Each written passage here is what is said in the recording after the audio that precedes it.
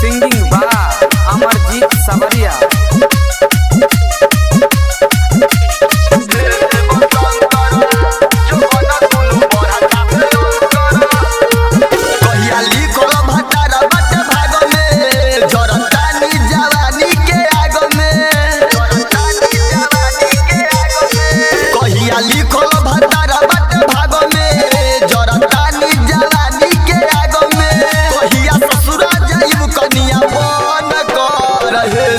शंकर जो बना दुनु बढ़ता भयंकर कबले आई भतार कान कर शिव शंकर जो बना दुनु बढ़ता भयंकर कबले आई भतार कान कर।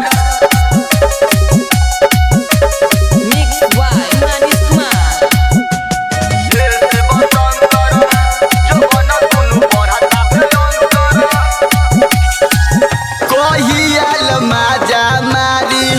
चोरी छुपी खेत में डर लागे देखली केहू मोके पदेत में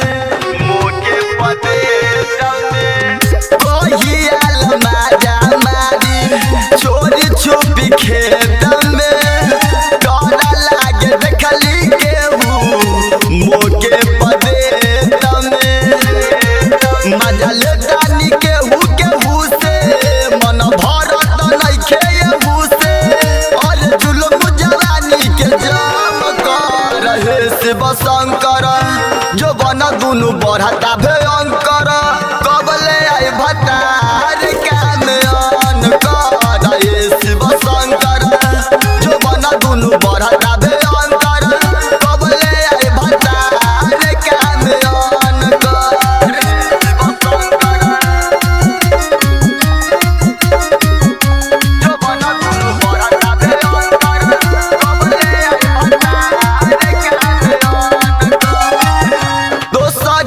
मदद से लगाबे बकुसी अमरजीत सवरिया संगे मकई में घुसी दोसर के मदद से लगाबे बकुसी अमरजीत सवरिया संगे मकई में घुसी